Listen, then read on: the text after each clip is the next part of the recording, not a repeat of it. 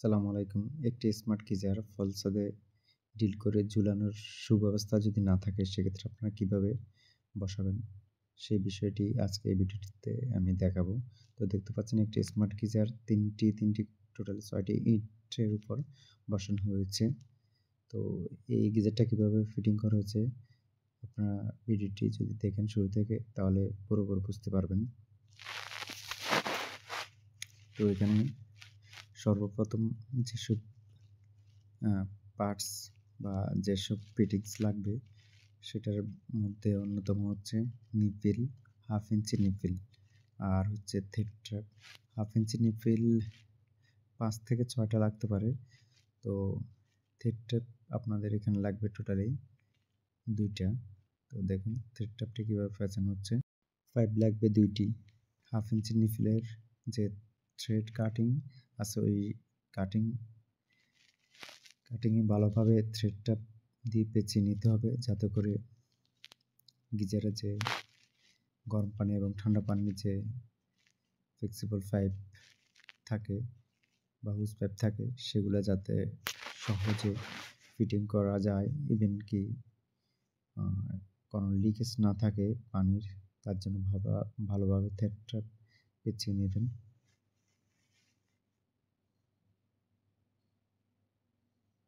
থ্রেডটা যদি ভালোভাবে পেঁচিয়ে নেন তাহলে পানির লিকেজের সম্ভাবনা কখনো থাকবে না। তার জন্য থ্রেডটাটি ভালোভাবে পেঁচিয়ে নেবেন।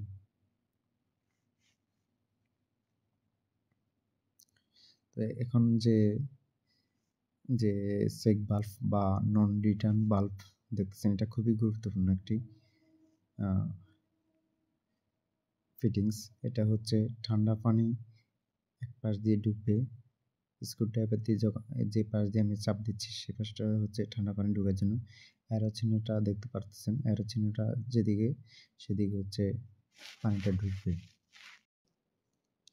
থ্রেডটা দিয়ে ভালোভাবে নন রিটার্ন বাল্বের যে পাশে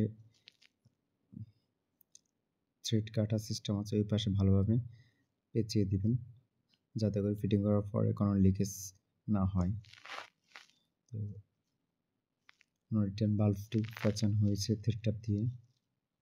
দেখুন এই পাশ দিয়ে পানি ঢুকবে, ওই পাশ দিয়ে বের হবে, সিস্টেমটা হচ্ছে এটা।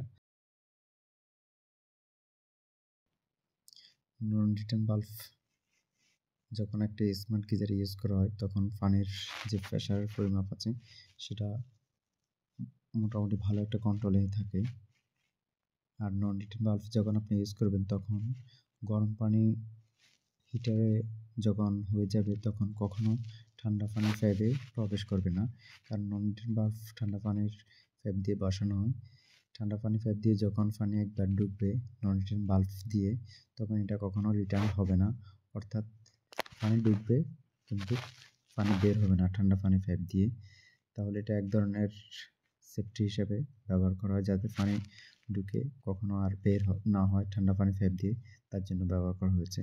অনেক সময় দেখা যায় ঠান্ডা পানির পাইপ দিয়ে গরম পানি বের হয়, ঠান্ডা পানি পাইপ দিয়ে গরম পানি বের হওয়ার কারণে ঠান্ডা পানির পাইপগুলো নষ্ট হয়ে যায়। তার জন্য নন রিটার্ন বাল্ব অবশ্যই ঠান্ডা পানির পাইপের মুখে বসাবেন যাতে করে পানি কখনো গরম পানি কখনো ঠান্ডা পানি পাইপে প্রবেশ না করে। এটা খুবই গুরুত্বপূর্ণ একটা বিষয়।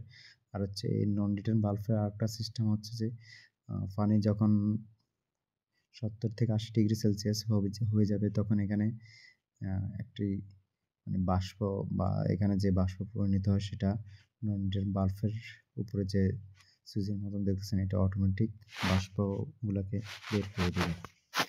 তো এটা এই যে অংশটা দেখতেছেন এটা হচ্ছে পানি ইনপুট হবে পাশ দিয়ে ঠান্ডা পানি আর পাইপ দিয়ে ইনপুট করার জন্য। এখানে লালটা হচ্ছে গরম পানির পাইপ আউটপুট হবে, আর গ্রিন কালার বা সবুজ কালার যেটা দেখতেছেন সেটা হচ্ছে ঠান্ডা পানি ইনপুট হবে। এটা হচ্ছে স্মার্ট গিজার, এটা হচ্ছে আরএফএল হাইব্রিড মডেল 30 লিটার। তো দেখতেছেন এখানে যে ইনপুট এবং আউটপুটের যে ফেস বা 1/2 ইঞ্চি সিস্টেম আছে, এখানে থ্রেডটা দিয়ে পেঁচিয়ে দেওয়া হয়েছে যাতে করে যে পাইপগুলো আছে ঠান্ডা পানি এবং গরম পানি সহজে লাগানো যায়। থ্রেডটা অবশ্যই ব্যবহার করবেন। থ্রেডটা ব্যবহার করলে কখনো পানি যে পাইপের ফিটিংস আছে এটা দিয়ে লিকেজের সম্ভাবনা থাকে না।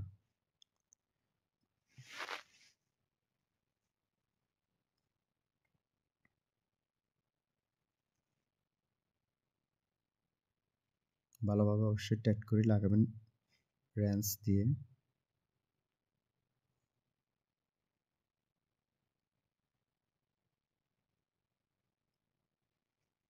ঠান্ডা পানি লাগানো হয়েছে, এখন হচ্ছে গরম পানির যে আউটপুট পাইপটা আছে এই পাইপটা লাগানো হচ্ছে। শুরুতে আপনারা হাত দিয়ে লাগাবেন, তারপর হচ্ছে যখন মোটামুটি টাইট হবে তখন রেঞ্চ দিয়ে ভালো করে টাইট করে এটা ফিটিং করবেন।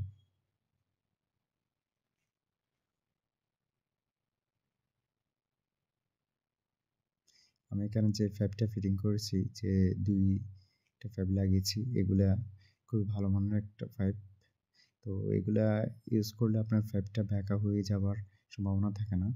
পাইপটা যদি নর্মাল ব্যবহার করা হয় তখন কী হয়, ব্যাকা হয়ে গেলে পানিটা ঠিকভাবে পাস করে না অথবা ইন হয় না।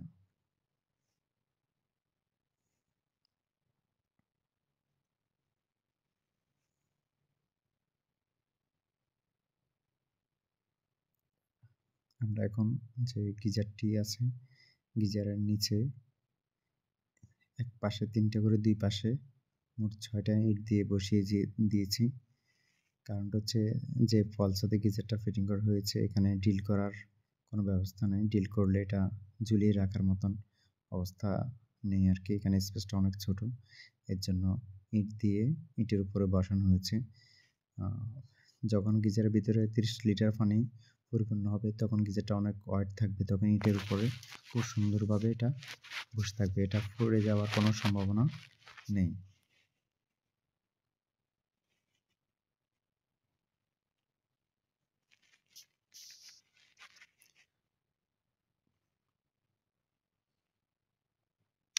তো এখানে আপনারা দেখতে পাচ্ছেন যে ফিটিংয়ের সিস্টেমটা আপনারা দেখতে পাচ্ছেন। এখানে মোট 3টে করে 6টা ইট বসানো হয়েছে, 1টা 2টা 3টা, এই পাশে হচ্ছে 1টা 2টা 3টা 6টার উপর বসানো হয়েছে। ইট দিয়ে বসানো হয়েছে এর জন্য নিচ দিয়ে পাইপগুলো ইনপুট এবং আউটপুট হয়েছে।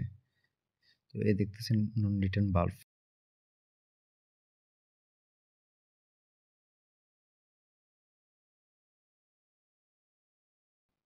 চেক বাল্ব বা নন রিটার্ন বাল্বের পরে একটি বল বাল্ব লাগানো হয়েছে। বল বাল্ব লাগানো হয়েছে এর জন্য যাতে করে পানিটা নির্দিষ্ট একটা পরিমাপে নিয়ন্ত্রণ করা যায়।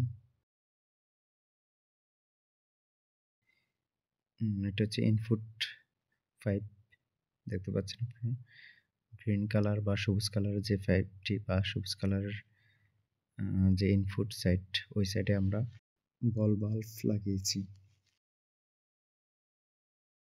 তো এখানে একটি বল বাল্ব লাগানো হয়েছে, যে বল বাল্বের কাজটা হচ্ছে পানিটা নিয়ন্ত্রণ বা কন্ট্রোলিং বা একটা নির্দিষ্ট পরিমাপে সেট আপ করে দেওয়া। আউটপুট গরম পানির সাইডে দেখতেছেন এখানেও একটা বাল্ব লাগানো হয়েছে। এখানেও একটা আপনি ইচ্ছা করলে পানির স্পিডটা, গরম পানির স্পিডটা কমাইতে পারবেন, বাড়াইতে পারবেন। তবে সবসময় গরম পানির যে আউটপুট সিস্টেমটা সেটা কমিয়ে দেওয়াটা ভালো। ঠান্ডা পানির ইনপুট সিস্টেমটা সবসময় বাড়িয়ে দিবেন যাতে করে ঠান্ডা পানি বেশি পরিমাপে ইনপুট হয়। আর হচ্ছে আউটপুটের পানিটা একটু কমিয়ে দিবেন, একটু কম পরিমাপে পানিটা আউটপুট হয়। গরম পানির পরিমাপটা যদি তুলনামূলকভাবে কম আউটপুট হয় সেক্ষেত্রে ট্যাঙ্কি সবসময় রিজার্ভ থাকে পানিতে, এটা হিটার বা গিজারের জন্য অনেক ভালো। দেখুন এখন হিটারটি বা গিজারটি অন করা হয়েছে। এখানে 75 মানে হচ্ছে 75 ডিগ্রি সেলসিয়াস পর্যন্ত হবে। আর 24 দেখতে পাচ্ছেন 25 ডিগ্রি সেলসিয়াস, 24 থেকে 25 ডিগ্রি সেলসিয়াস হয়ে গেছে। তো এভাবে এটা হচ্ছে 24 ডিগ্রি বা 25 ডিগ্রি, যেটা দেখতে পেয়েছেন আপনারা সেটা হচ্ছে তাপমাত্রা। এখন দেখতেছেন 29 ডিগ্রি সেলসিয়াস। ভিডিওটি দেখার জন্য আপনাদেরকে ধন্যবাদ।